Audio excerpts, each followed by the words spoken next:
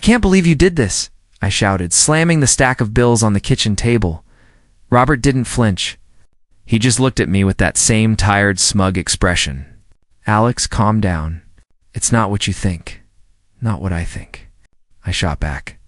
You lied about the mortgage, the credit cards, everything. And now you've dragged me into debt I never agreed to? Karen's eyes welled up. We didn't want to worry you.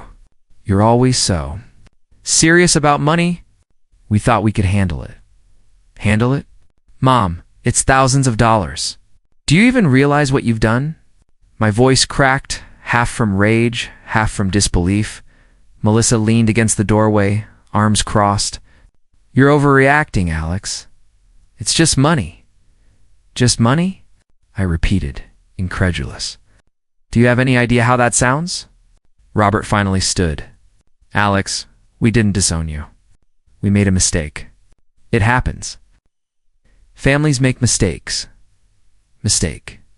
A mistake doesn't ruin someone's life. I took a step closer, trying to keep my shaking under control. I trusted you. I believed in this family. And you, my throat tightened. You betrayed me, Karen sniffled. We didn't mean for it to get this bad. We were trying to protect you. Protect me? I laughed bitterly. By lying to me? By putting me in this mess? That's protection? Melissa rolled her eyes. Alex, you're dramatic. Why are you acting like the world's ending? It is ending, I yelled. For me, it is. Because I finally see the truth. The truth about this family. Robert slammed his hand on the counter. Enough. You're being ridiculous. You think honesty is always the answer? Sometimes you have to think about consequences, son. I've been thinking about consequences my whole life. I shot back, heat rising in my chest. And this deception? It's unforgivable. Karen's voice shook. Alex, please don't say that. You're overreacting. You'll see we did this for you. No, Mom, I won't see it. I won't pretend this is okay. Shook my head, feeling the room spin. You don't get to lecture me about responsibility when you've done nothing but lie and manipulate. Melissa scoffed. You always think you're right. Maybe if you weren't so rigid, we could fix things. Fix things? I took a deep breath, trying to calm the storm inside me. I've already tried. I tried listening. I tried understanding. But enough is enough. I can't live like this. Robert's face darkened. Are you saying? You're leaving? Yes, I said quietly, but with finality. I'm leaving. I can't be part of this anymore. I'm done pretending everything's okay. Karen's voice broke. Alex, please. We're your family. Don't do this.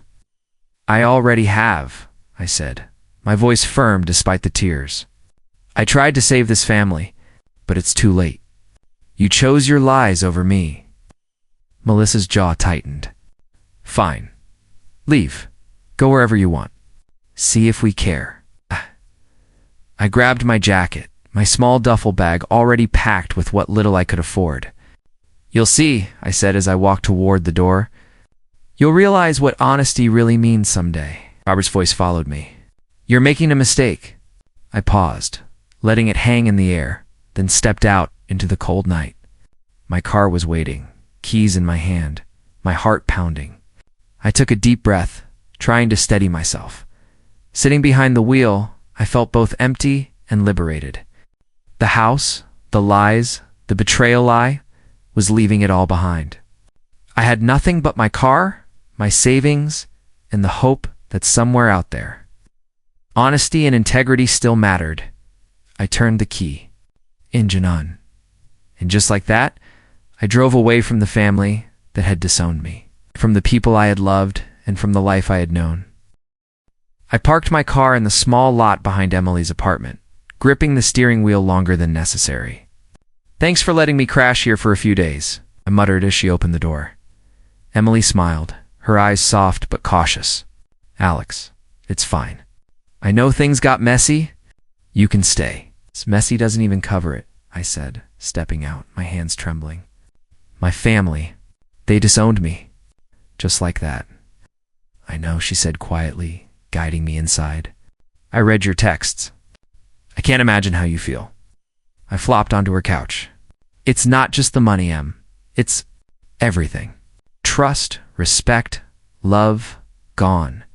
And I don't even know where to start fixing my life. Emily sat beside me, placing a hand on my shoulder. One step at a time. You have skills, Alex. You can make it on your own. I don't even have enough to pay rent next month, I admitted, lowering my gaze. I've got savings, but not much. And I can't take money from my family, not after. I trailed off. After they treated you like that? She finished for me. I get it. But you don't have to be completely alone. I nodded, though the knot in my chest didn't loosen. I need a job, or some way to survive. Something that won't compromise who I am. That's smart, she said, smiling faintly. Freelance work? You're good at writing and consulting. You could start small. I considered that. Yeah, maybe. I just hate feeling like I'm begging for scraps. Emily shook her head. It's not begging. It's surviving. And you'll grow from this, Alex. You always do. Later that week, I met Jake at a coffee shop downtown. He was tall, casual, with an easy smile that immediately made me feel a little less tense. Alex Wright, he said, extending his hand. I heard about your freelance project. Looks promising. Thanks, I said, shaking his hand. I'm trying to make it work. No clients yet, but I'll get there. Jake laughed. That's the spirit. Don't let setbacks get to you. You've got integrity. People notice that. I frowned. Integrity doesn't pay the bills, Jake shrugged. Maybe not yet, but it builds trust. And trust builds a career. Look, I'll help however I can. Advice, contacts, whatever you need.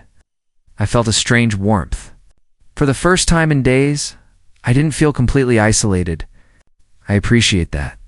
Seriously, it's just hard to rely on anyone after my family. Jake leaned back. I get it. Betrayal leaves scars. But you can choose who matters in your life now. Not everyone is like them. Oh. I chuckled bitterly. Easy for you to say. You didn't grow up in a house where honesty was a crime. Maybe not, he said calmly. But I grew up watching people fake everything. It sucks. And that's why I respect someone who stands by truth even, if it makes life harder. I guess that's me, I muttered. Hard-headed, stubborn, loyal to a fault. Jake nodded. Good traits, if you manage them right. Just don't let pride stop you from building a life you deserve. Days passed. I started small freelance jobs, editing, consulting, some writing gigs. Emily checked in often, bringing meals or offering encouragement. Jake introduced me to potential clients and gave honest feedback on my work. I don't know what I'd do without you guys. I said one evening, exhausted but satisfied. After everything, it's scary how alone I felt. Emily smiled softly. You're not alone, Alex. Not anymore. Jake clapped me on the back. We've got your back. Just focus on building one step at a time. You'll come out stronger. I leaned back in my chair, letting their words sink in. For the first time since leaving my family, I felt a flicker of hope. Maybe I could survive and even thrive without them. The betrayal still stung, sharp and raw, but the kindness of strangers and old friends reminded me that not everyone abandoned me. Some people, rare people, stood with me, and that made all the difference. Asterisk, I was at my desk, staring at the glow of my laptop when my phone buzzed. A text from Aunt Linda. Alex. I don't know how to tell you this, but your family is having a rough time. I froze. Rough time? What does that even mean? I typed back. She replied almost instantly. Financial problems. Health scares. Neighbors talking. They're asking about you. I think they need help. My stomach twisted. Part of me wanted to laugh bitterly. Another part wanted to call them immediately and scream. Instead, I leaned back and closed my eyes. You're kidding, I muttered aloud, pacing my small apartment. They're finally facing some consequences. Emily, who had been bringing me a cup of coffee, frowned. Alex, are you? Happy about this? I don't know if it's happiness, I said, gripping the cup tightly. It's satisfaction, maybe karma. After everything, seeing them struggle, it's something. She hesitated. I get it. But it doesn't mean you shouldn't help, right? I don't know if I should, I admitted. I keep thinking about all those times I tried to be honest with them, tried to warn them, and they ignored me or got angry.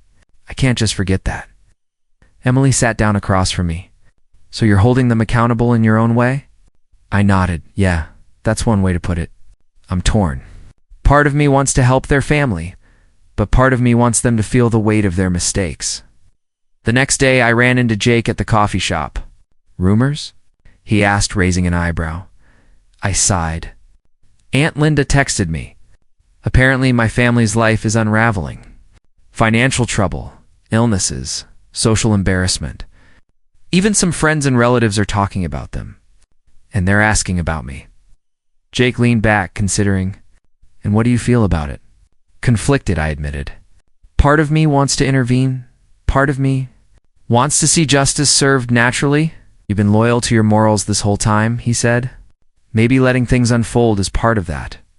You don't have to get involved unless you choose to. I know, I said, rubbing my temples. But it doesn't feel good seeing them suffer. I hate the tension in my chest, the anger mixed with weird relief. Jake nodded. That's normal. Betrayal leaves scars, and now you're seeing their recklessness come back to them. Your feelings are valid. Later, I called Aunt Linda. What exactly is going on? She hesitated. Robert lost a major client. Karen had a health scare last week. Melissa's been asking neighbors for help, and people are talking about them.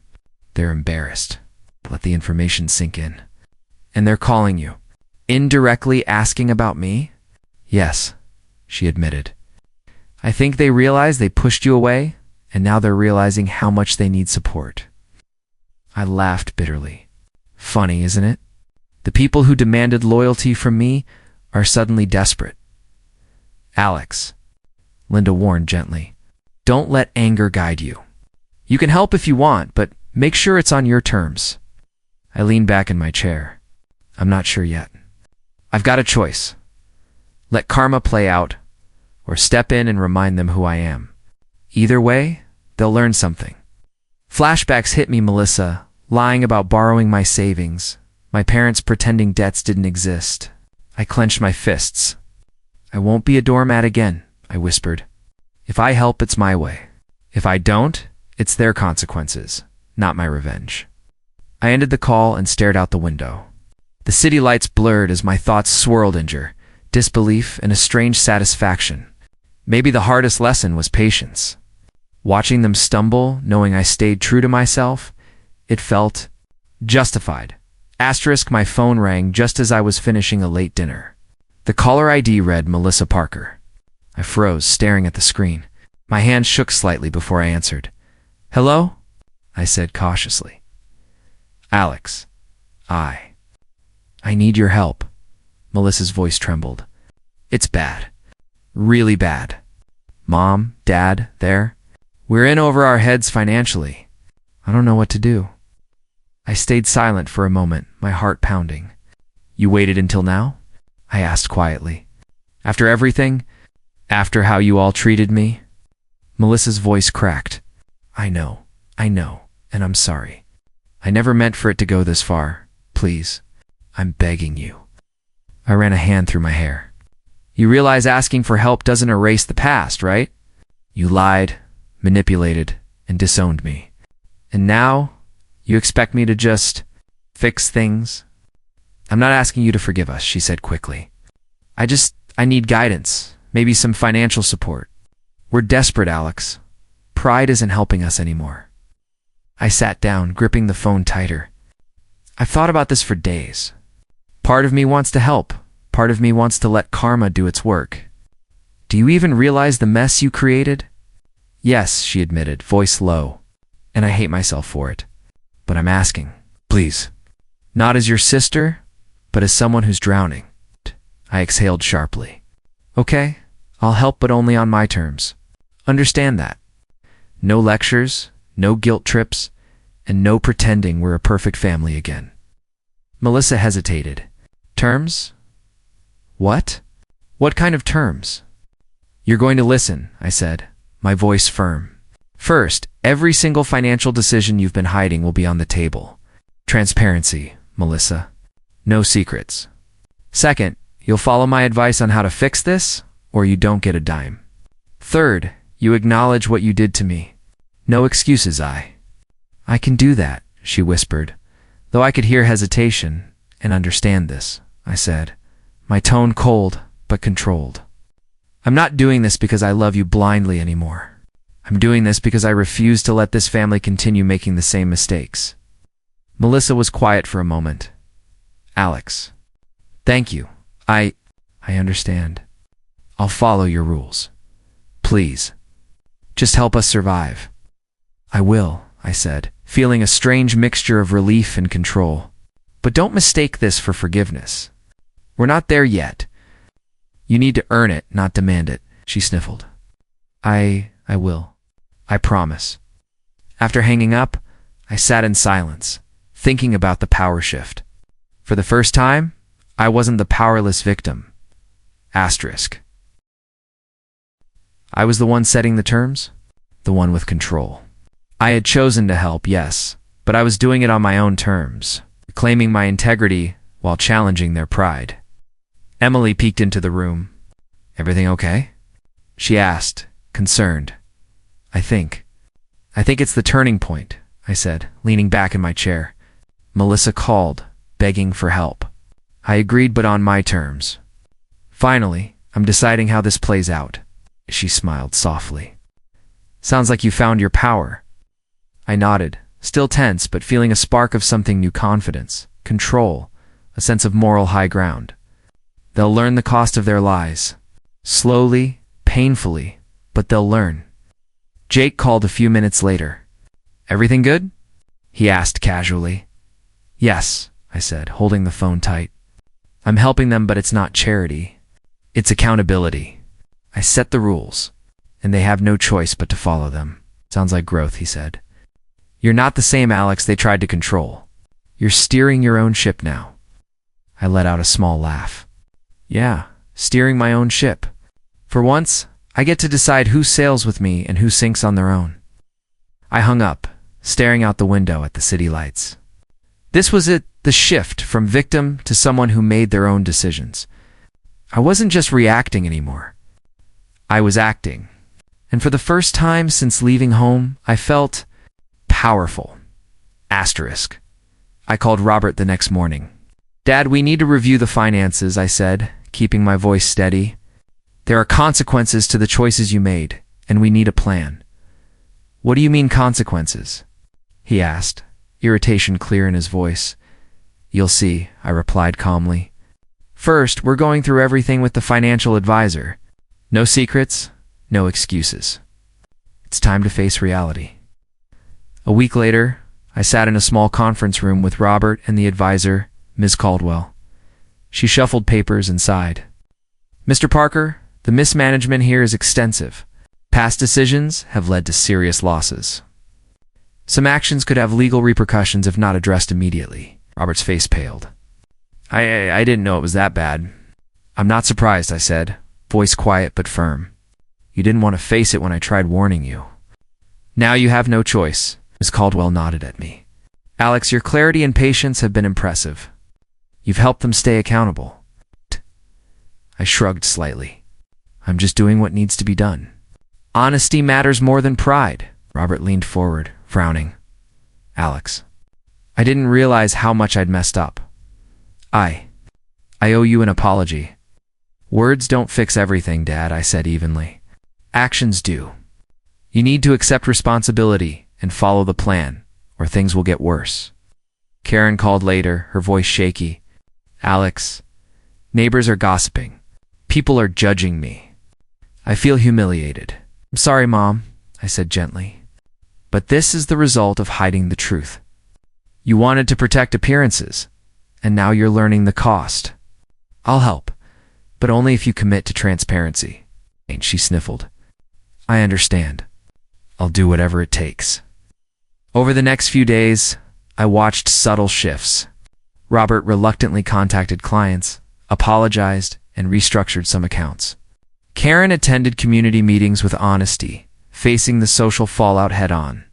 Melissa followed my guidance on budgeting and responsibility. Still hesitant but improving, Jake visited one afternoon, leaning against the doorway. "You've been handling all this incredibly well, Alex. Calm, patient. Not everyone would keep their composure like this." "I've learned that anger won't fix anything," I said, rubbing my temples. "Seeing them face the consequences while staying true to myself, it's satisfying in a strange, bitter way." Jake nodded. "Karma in motion, huh? Watching them experience the outcomes of their actions while you maintain your integrity?" "Exactly," I replied, staring out the window. "It's not revenge. It's natural justice. And it's teaching them something they never learned growing up. Honesty matters, even when it's hard." The financial advisor pulled me aside one evening. "Alex, your father's past errors were serious. If you hadn't intervened, it could have escalated legally. Your approach, calm, deliberate, for my saving him." Exhaled slowly. "I'm not doing it for praise. I'm doing it to correct what's been broken. To give them a chance to face reality and grow." Jake smirked. "You're like the moral compass everyone ignored before. Now they're realizing they were wrong. Must feel good." "It does," I admitted, though my voice was soft. "But it's not pure satisfaction. It's watching accountability unfold, knowing that I stayed true to myself while they grapple with their choices. That's the part that matters most." Later that night, I called Melissa. "How's it going?" She hesitated, then said, "It's hard. But I'm starting to understand what you've been trying to teach us. Responsibility, honesty. It's a lot to take in." "That's all I wanted," I said gently. "To see you learn and grow. I won't do it forever. This is your opportunity." "I get it, Alex. Thank you for guiding us without holding back." I smiled faintly, leaning back in my chair. "Just remember, integrity isn't easy, but it shapes the people who choose it. That's the real lesson." I hung up and glanced at Jake, who raised an eyebrow knowingly. "See? Even with them stumbling, you're still teaching the hardest lessons, calmly, wisely." "Exactly," I said. "Patience, honesty, accountability. Watching karma unfold naturally is a lesson in itself, and it's far more powerful than any revenge." The doorbell rang, and I opened it to find Melissa standing there, arms crossed, lips pressed tight. "Alex, we need to talk," she said, her tone sharp. I stepped aside, letting her in, but keeping my guard up. "Talk," I said evenly, "or lecture me about loyalty again?" Melissa's eyes flashed. "You owe us, Alex. We're your family." "Loyalty isn't optional."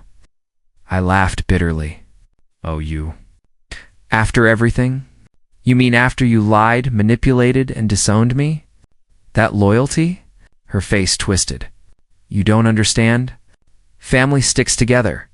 You should forgive, forget." "I understand perfectly," I said, voice rising. "I've been thinking about every single lie, every time you treated honesty like a crime. And now you show up, expecting me to play along?" Melissa's hands shook slightly. "We're desperate. Dad lost clients, mom's embarrassed socially. You think it's easy for us?" "I never said it was easy," I replied, pacing the living room. "But your desperation doesn't erase the years of betrayal. It doesn't magically erase the debt you dragged me into. It doesn't restore trust you shattered." Melissa's eyes welled. "Alex, please, I'm begging you. Loyalty. Loyalty isn't blind," I said sharply, "and it isn't something you can demand. You lost that the moment you decided appearances mattered more than truth. You lost that the moment you thought I was a threat instead of an ally." She opened her mouth, but I cut her off. "I'm done letting you manipulate me with guilt and social expectation. I won't be your safety net anymore, Melissa. I won't clean up your messes just because you've forgotten how to take responsibility." Melissa's lips trembled, and for a moment I saw her fear, her realization of how powerless she had made herself. "Alex, I didn't mean you didn't mean," I asked, incredulous. Your intentions don't erase consequences. You want loyalty? You have to earn it. And that starts with honesty, humility, and accountability. Not guilt trips and manipulations. She flinched. And the family. You're throwing us out? I'm not throwing anyone out, I said, firm. You're free to live your lives, but on my terms. My terms mean transparency, responsibility, and respect. And right now, you need to understand that nothing you do can undo the past. Nothing you do can change what I endured. Melissa's shoulders slumped. I didn't realize. You didn't realize because you never cared to see, I said. I tried to warn you, to help you avoid disaster. But your pride blinded you. And now, facing your own reckoning, you're hoping I'll forgive blindly. I won't.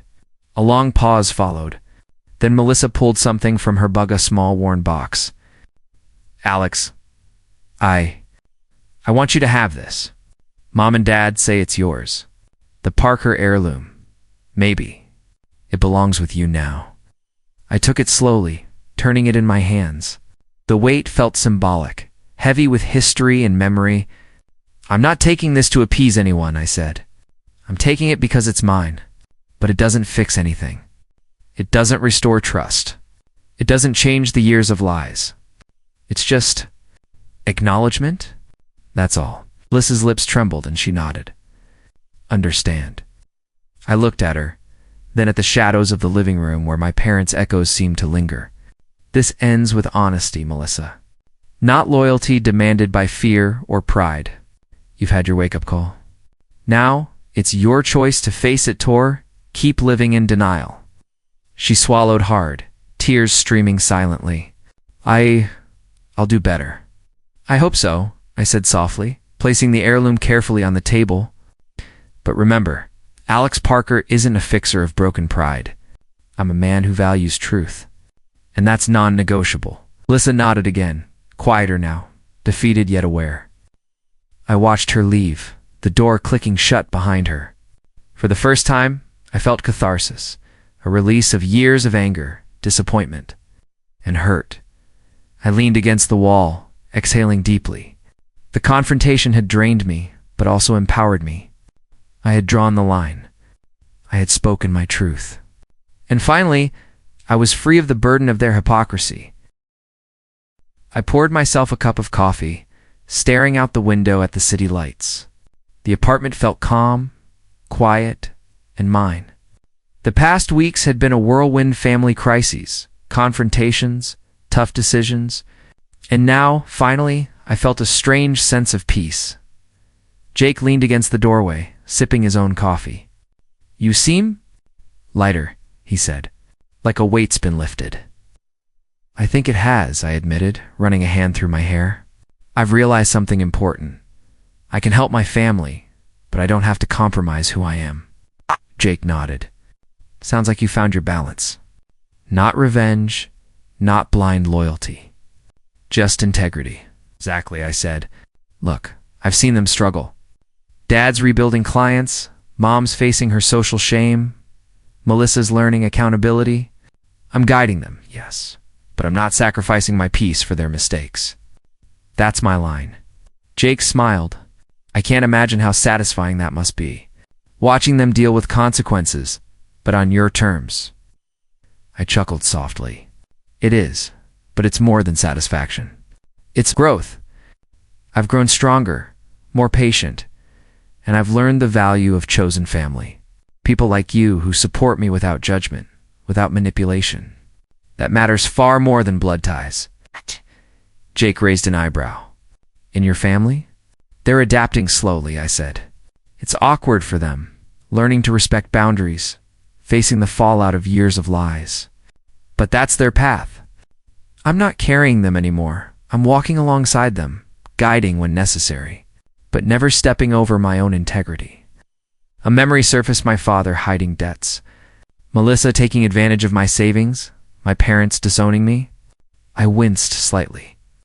It took a lot to get here, I admitted. I replayed every betrayal, every harsh word, every time I was ignored. But reflecting on those moments, it taught me patience, resilience, and the real power of self-respect. Jake leaned forward, resting his hands on the table. So your revenge is… What? Your life? I smiled faintly. Yes. Living well on my own terms, not letting bitterness consume me, being true to my morals. That's the revenge. Not hurting them, not gloating, but thriving while they reckon with their choices. He nodded. Clever. And satisfying, I laughed softly. I don't have to scream or punish, I just succeed quietly, confidently, while holding them accountable. That's enough. Jake's smile widened. I like it. You've grown into your own man. Your integrity is untouchable. I took a deep sip of coffee, savoring the warmth and clarity. It feels good. And it's freeing. I'm no longer weighed down by family expectation, guilt, or resentment. I help when it counts, but I never compromise myself. Jake tilted his head. And the heirloom? I glanced at the small box on the table, the Parker family heirloom I had accepted on my terms. It's symbolic. A reminder of where I came from, the betrayal I endured, and the boundaries I've established. It's not a trophy, it's accountability. Every glance reminds me of lessons learned, not grudges held. Jake laughed softly. You've mastered it, Alex, turning betrayal into wisdom and revenge into self-improvement. That's impressive, I nodded, leaning back in my chair. I finally understand. Life isn't about getting back at people. It's about building something stronger than resentment. Creating a life rooted in honesty, support, and personal integrity. Jake raised his cup. To Alex Parker, then, thriving on his own terms while letting karma do its quiet work. I clinked my cup against his. To integrity, resilience, and chosen family. That's the life I'll keep building. On my terms. Always. We sipped in companionable silence, the city lights flickering outside. My family's struggles would continue. But I had found peace. My revenge wasn't malice, it was my growth. My redemption wasn't forgiveness, it was my freedom. And finally, I felt whole. The phone buzzed again. Another call from my parents. I glanced at the screen, then smiled faintly. Hello? I said, calm but firm. Alex, we need your advice? Karen's voice sounded strained, but sincere. I'm listening, I replied evenly. What's the problem this time? Robert's voice joined hers. It's the accounts, Alex. We made mistakes again. Can you help us set it straight? I took a deep breath. I'll help, but remember the rules. Transparency first. No secrets, no excuses. You've learned that by now, haven't you? Yes, they said together, a note of relief in their voices. We're following your terms. I smiled softly. Good. Let's go through it step by step. After the call, I set my phone down and exhaled. Weeks ago, this would have sent me into frustration and anger. Now it felt different. I was calm, composed, and unshakable. I realized I had grown stronger through every betrayal, every confrontation, every late-night reflection. Emily called next, her voice warm. Hey Alex, you okay? You sound at peace. I am, I said. I've finally reached a point where I can help without being consumed by their mistakes. I can guide them without losing myself. I'm proud of you, she said softly. You've handled so much, and still kept your integrity. I chuckled lightly. It wasn't easy, but I've learned that karma works in its own way. My family's struggles are the natural consequence of past choices, not my punishment. And helping them now is about accountability, not obligation. Jake walked in carrying 2 cups of coffee. Sounds like you've mastered the art of balance, he said. Firm boundaries, compassion, and still maintaining your independence. I think so, I said, taking a sip. I can see the full journey now. Heartbreak, betrayal, confrontation, growth, and finally, clarity. I've been tested in every way, and I've emerged stronger. Jake smiled knowingly. And they've learned too. Slowly, painfully, but they're learning. Yes, I said, gazing out at the city lights. I can see it. Dad admits his mistakes. Mom faces social embarrassment honestly. Melissa is starting to understand accountability. And me? I'm finally free of resentment, free of manipulation, free to live on my own terms. Emily's voice came again, curious. Do you ever regret helping them? Never, I said, shaking my head. Helping doesn't mean surrendering. It means guiding with integrity. That's how I define loyalty, now one that doesn't compromise my values. Jake raised his cup. To new beginnings, then, and the life you've built on your terms. I clinked my cup against his. To integrity, patience, and self-respect. To growth and boundaries. And to the quiet satisfaction of seeing natural justice unfold. For a moment, the apartment was filled with warmth, a sense of completion that I hadn't felt in years. The past, the betrayals, the heartbreak, the anger wasn't erased. But it was acknowledged, understood. It's no longer controlling me. I picked up the Parker family heirloom, turning it over in my hands. Symbolic, heavy, meaningful. It reminded me of the lessons I'd learned, honesty, accountability, and the cost of pride. But it also reminded me of choice, my choice to rise above, to help when I could, and to thrive independently. Emily's voice whispered through the phone again. Alex, you've truly become the man you were always meant to be. I smiled faintly, feeling the weight of those words. Maybe, I said, but more than that, I've learned to respect myself, to trust my judgment, and to embrace life on my own terms. That's the real reward. Jake nodded, reading my expression. And it's obvious. You're stronger, wiser, and more grounded than ever. I leaned back, looking at the skyline, the city lights sparkling like reminders of every step I'd taken. The past will always be there, I said softly, but it doesn't define me. I do. And now, with boundaries set, integrity intact, and lessons learned, I can finally move forward. New beginnings, finally.